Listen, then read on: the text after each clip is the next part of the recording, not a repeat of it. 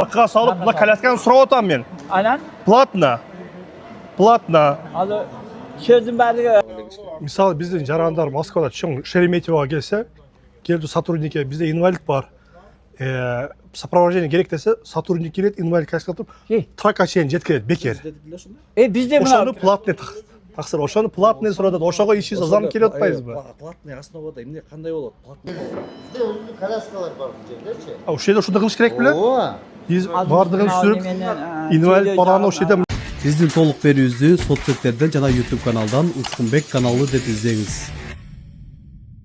Assalamu урматтуу Учкунбек YouTube каналы катталуучулары. Бүгүн биз Ош шаарындагы Ош эл аралык аэропортко келдик. Будан 1-2 күн мурун бул досубуз өзүнүн бир тууган жээни Москвага учурган. Бир тууган жээни бул мүмкүнчүлүгү чектелген өзгөчө бала болгон. Аэропорттун кызматкерлеринен ушундай коляска самолетко чейин сураган, бирок алар ол бекер эмес, акча төлөнөт, платный деген да. Ошонун негизинен бүгүн мына мүмкүнчүлүгү чектелгендердин укугун коргон Камилжан Авазга келдик. Бүгүн ошо аэропорт жетекчилиги менен же болбосо ошол коляскаларды көзөмөлдөгөн же болбосо ошол ишкерлерди көзөмөлдөгөндөрдөн ушул суроо боюнча талап кылабыз. Ооба. Азыр ошолор көрүп чыгайлы. Ооба. Руслан айтып койсоң, ошол кайсы числоодо кайсы рейс болгон? Анан кайсына сотрудник ушундай платный деген? Саламатсыздарбы, Кыргызстандын жарандары. Бул көйгөй бардык эле үй бүлөдө келип калышы мүмкүн. Бул жеке эле менин көйгөйүм эмес, бул ушул мүмкүнчүлүгү чектелгендердин көйгөйү деп эсептейм. Эмнеге дегенде, бул самолеттун рейси эртең менен болгон. Будан 2 күн мурун ТФ-965 рейсте мен жээними алып келип, атам, ата-энем менен кошо сопровождение менен Москвага учуп кетиш керек эле. Самолеттун сотрудниктерине барып, бизге сопровождениега ушу инвалид бала бар, коляска бериңиздер дегенде, бул платный услуга, бизде только акча төлөйсүңөр деди. Дүйнө жүзүндө бул неме бесплатный. Бесплатно болуш керек, бирок именно бул сотрудниктин шалаакылыгыбы же билбегендигиби, ошону тактаганы биз мына аэропорттун жетекчилигине бүгүн келип отурабыз. Охрана өзү сиз сигнал берип бакырганда чыгыш керекпи? Жок, ошо чыкканга неме бул жерде охрана болгон үчүн була неме койгон эмес. Неме жок болгондон кийин панс жок болгондон кийин каяктан неме алат? Жок болгондо чакырууга. Ким келди? Охрана айтпайт. Чыкпайбы? Ой, эмне турат ал? Салам алейкум. Командир кандай? Жакшыбы? Кызматтасыңбы? Жетектерде ким бар? Азыр сонуку билейин. Так. Өткөндө мен келгенде сен жок белең? Канча күн иштебенде бу жерде? Бул жерде бүгүн ден турабыз, эртең мош келебиз да. Эки адамсың да туруу? Жок. 4 смен бар да, машка алмаш. 4 сменби.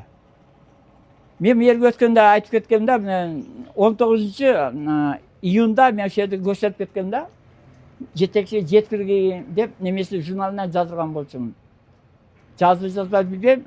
Мына мен мына сен азыр мени кантип жетеше киргизесиң да. Эмесе киргизе албасаң айдап чык. Сыртка чыксын. Жетекчиге киргизе албасаңыз, жетекчини бияка чакырың дейт. Жооптуу адам секретарь чыкырсын. Жооптусун да. Кече күнкү ким болгон? Качан? Кече күнкү. Кече ушмалдабы? Я канчада саат? 1-июл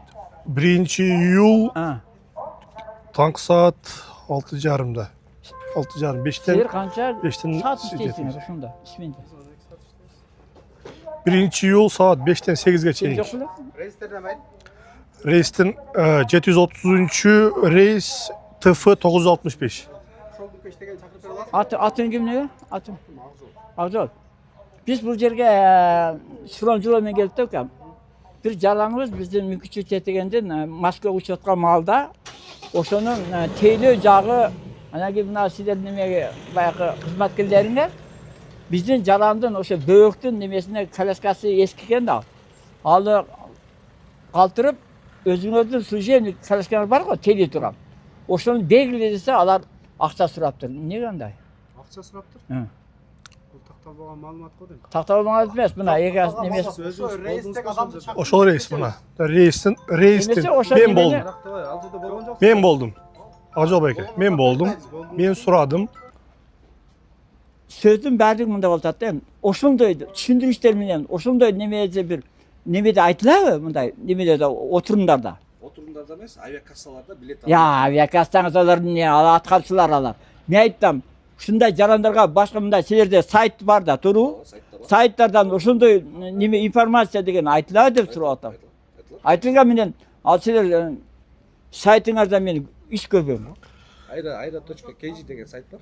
Авиатрафик. Ошого элегиш керек. Мисалы биздин жарандар Москвада чоң Шереметьевого келсе, келип сотрудникке бизде инвалид бар. Сопровождение керек десе, сотрудник келет, инвалид коляскада туруп, тракка чейин жеткирет бекер. Издедик ошондо. Бизде Ошону мына платный таксыр, ошону платный сурап атат. Ошого ишибиз зам келип атпайбызбы? Платный основада эмне кандай болот? Платный основада кандай болсун? жеткирип коюңуз, Жок, түшүндүм, аксакал, түшүндүм. Бизге баягы айтылбаса, кат жүзүндө кайрылбаса, анда баягы аэропорттун тарифи бар. Предоставление услуг, сопровождение деген. Коляскабы же амбулифпи, ошондо международный рейстерге ошондой оплата алынат. Так, да бир До ошондой моменттер болбош үчүн ушундай коомдор, бизде коом бар да. Постоянно письмо жөнөтөт биздин руководствого. Биздин мынча пассажирыбыз бар. Ушунча датада кетет.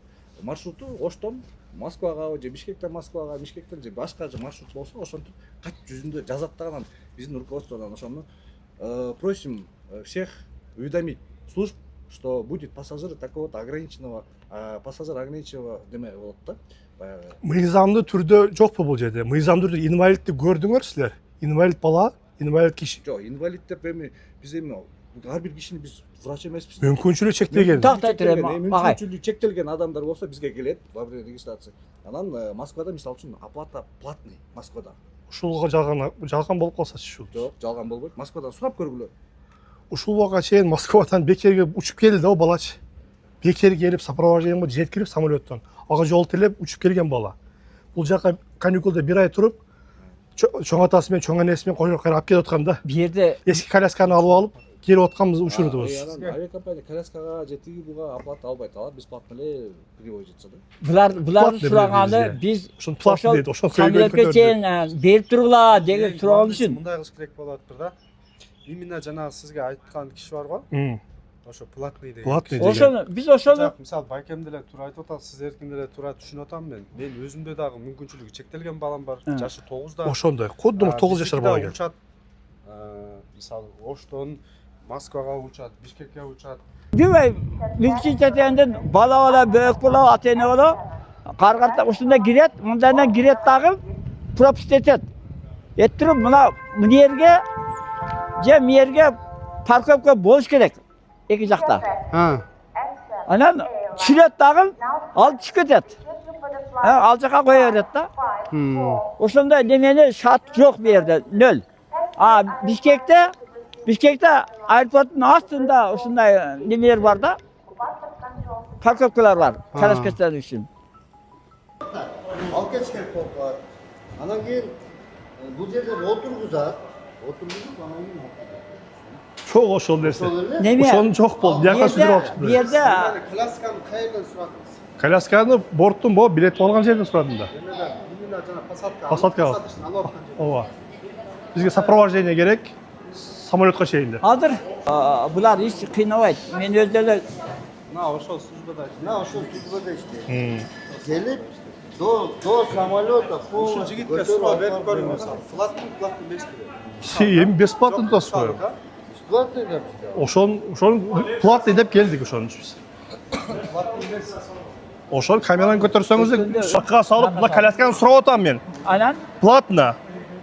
азыр сөздүн баардыгы мында эме азыр ушунча неме болду. Мына Айттым ака.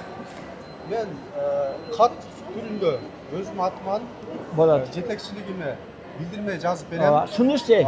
Ооба. Жок, бул сунуш эмес. Анткени бизде сунуш дегенде бизде жок нерсе болсо мен сунуш кылмакмын. Бул бар нерсе, бул услуга. Жок, биз келип азыр ушуну айтып атабыз. Жок, сиз айтып атасыз, бирок бул сунуш эмес сиздики. Сунуш деп туура айтылайын, просто туура айтыңыз. Ооба. Могул эгер чындап эле платный болсо, анда сиз айткан маселе сунуш болмок. Бул платный эмес. Айтып атпаймынбы, мен дагы жаран катары, Кыргызстандын атуу катары, менде дагы ушундай бала бар. Менде дагы вопрос да, бул серьезный вопрос. Бизге могу услугалардын бардыгы аэропортто биздин жетекчилигибиз конкретно карайт бул вопросторду. Мунун бардыгы бесплатно.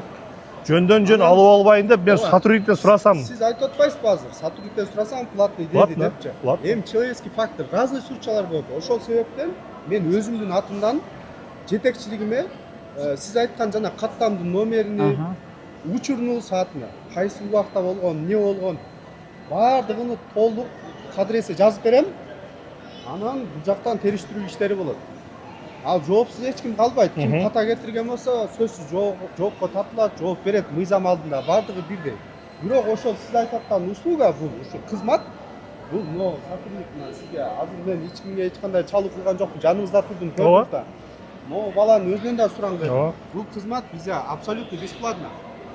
Просто азыр именно сиз эми жарансыз да, сиз укугуңуз бар келип кайрылганга, мындай бир көйгөй жаралган болсо, мындай бир вопрос болуп атпыр, значит мен айтып атпайм, өзүм атыма дагы бир жолу айтып берем, билдирмей жазам кат түрүндө жетекчилигиме. Жетекчилигим териштирүү иштерин жүргүзүп, сиздерге сөзсүз түрдө жообун айтабыз. Жол берилет да. Эми калган мындакта мен айтам да, постоянно айтам да. Мынакей жетекчиликке, аэропорттун жетекчилигине арыз менен кайрылып атат. Ошол кызматкерди чара көрүп беришиңиз менен деп. Эгерде чындап акча айткан болсо, буюрса ала чара көрөбүз деп атат. Берилди. Арыз бүгүнкү 3-июлдан официалдуу берилди. Аэропорттун жетекчиликтери өздөрү пресс службасынан жооп берүүгө убада беришти. Бул жерде биз кимге ишенерибизди дагы билбей калдык. Ал эми пресс службасы, маалымат катчысы бул жерде тейлөө аксыз эмес, акча ала турган жерлери дагы бар, ошондой эле аксыз жерлери да бар, бирок аксызды көбү биздикилер сунуштабайт экен деп жооп берип жатат. Ал эми бул жерде ошол кызматкерлерди жетектеген жетекчи болсо ошол жерде бул жерде самолетко чейин мүкүнчүлүгү чектелгендерди тейлөө аксыз деп жатат. Кимибизди ишенибизди билбей калдык. Өзүңүздөрдүн комментарийиңизди жаза кетиңиздер. Бул боюнча ошол кайсы рейсте кайсы күнү болгон, саат канчада болгонун дагы мындай далилдеп беттешип берем деп да келди. Бирок ол сотрудниктер телефондорун негедир албай койду. Бирок официалдуу кат түрүндө сиздерге сөзсүз жообун беребиз деп калтырды мекендештер. Бул менен эмнени айтмакчыбыз? Эмне бул теманы көтөрмөкчүбүз? Келечекте бул жакта жаңы аэропорт курулуп жатат экен. Ошондой мүкүнчүлүгү чектелген өзгөчө бир коляскада отургандарга дагы бир мүкүнчүлүктөрдү карап берсе, дүйнө жүзү боюнча андай жарандарга негизи самолетко чейин аэропорт кызматкерлери көмөктөшүп жардам берип, бардык аэропорттордо ошондой болот. Эмнеге ошондой ош шаарыбызда ушундай кызматтар каралган эмес? Сураса акча дейт. Эмне үчүн биринчи аксыз бир өзүнүн тейлөөсүн сунуштабайт? Эмнеге сразу эле акчаны сунуштайт мекендештер?